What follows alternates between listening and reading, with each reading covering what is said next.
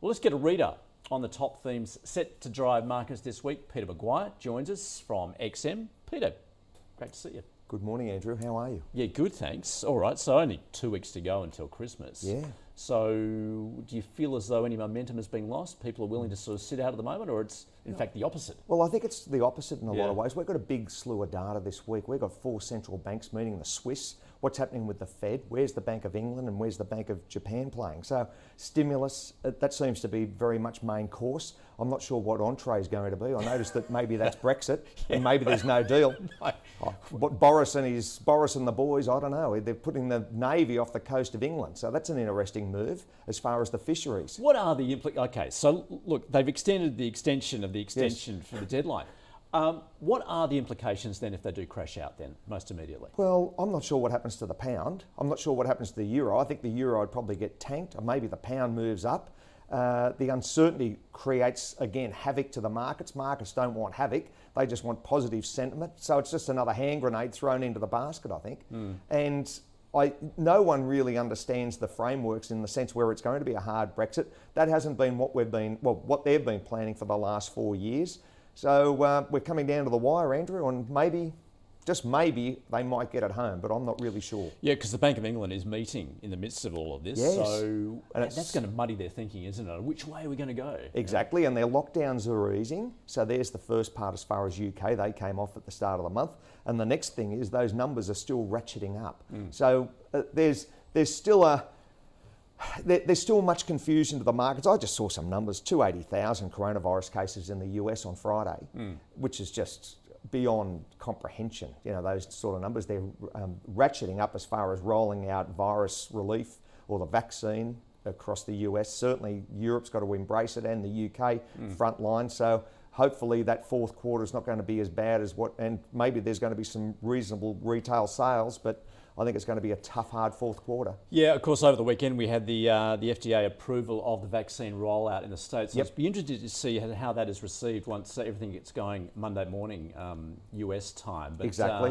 It seems to be that optimism is remaining, that despite those horrific numbers you just mentioned, that they're seeing a light at the end of the tunnel, which seems to be getting larger. Well, exactly. And then what happens as far as US stimulus? That US dollar's coming under pressure. You made reference to the Aussie dollar there at 75.6. I think there's further softness for the US dollar over the next couple of weeks till the end of the year. So that would push us higher, possibly to that 76.5, maybe even touch 77. I think we're ahead of the curve. As far as the equity markets are concerned, they were flat Friday night. If you're looking at the Dow, the S&P, and certainly the Nasdaq, nothing to stand out there. All the commodities are bid up. Iron ore, as we know, copper, and certainly crude oil. So it's been a nice time to be a miner over the last matter of a couple of weeks. Yeah. Where are you seeing bond yields at the moment? So they have come off a bit. You know, I think it's just a continual race to the bottom. You know, there's no need to hold money in banks unless you are a bank, and then you print your own. So there's the storyline there, and that really forces, I think, action to trading on markets, and that's been demonstrated by the huge volumes as far as the retail sector moving forward. So what are your thoughts then on the Fed and its moves as far as asset purchases are concerned and the like? Do you think they are of the opinion, we're so close to the end of the year, then of course you have inauguration. Janet Yellen coming in as Treasury Secretary. Are they just going to say, hey, let's just pause for a moment, we'll wait and see, and then make their decisions? Or they've still got to get us through, get the US through, so there needs to be some support there. Well, exactly. I think it's going to, just that momentum will stay. We're at 120 billion a month. I mean, that's an enormous number, isn't it? You know, and if they drop that, then that's going to tail it back or add an increase. It all is going to have an impact directly to that US dollar and a confidence. So at the moment, I think that they will continue in that first quarter. Let's see where we are as far as vaccine rollouts, and not only the take-up. I was reading something very interesting this morning, I thought, the black market for vaccines. We've got 29 million people in the US under 65 that haven't got health insurance. Whereas, you know, if you look at England, everyone's got insurance, and here a great percentage of our population has. So where does that play? And then you've got the wealthy vying for, they want to be first cab off the rank to get the vaccine. So and then all those people who don't want the vaccine. All the anti-vaxxers, That's right.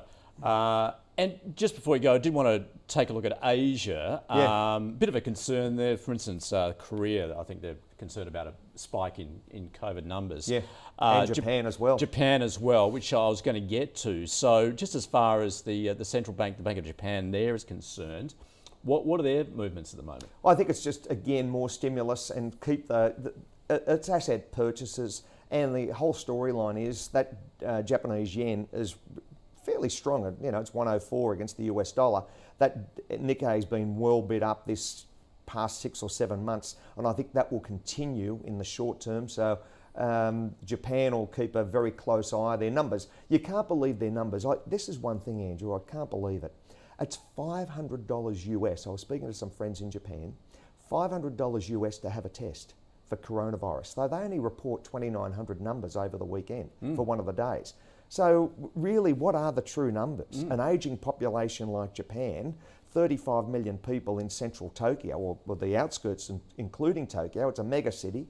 So can you really believe the numbers? You probably can't. Yeah, that's quite extraordinary, isn't it? Yeah, $500 US. That's why you don't see the numbers. Same as Europe. Europe, some countries, €100. We've got satellite offices all over the world, and when you look at the dollars and cents of what it costs to actually get tests, it's a bit of a wake-up call. We've got it very lucky here in Australia. Yeah, stark contrast to Australia, isn't it? Oh, we're fortunate here, Andrew. Very fortunate. No doubt. Peter, great to get your view. Enjoy the week. Thanks for joining us from XN. Thank you, Andrew.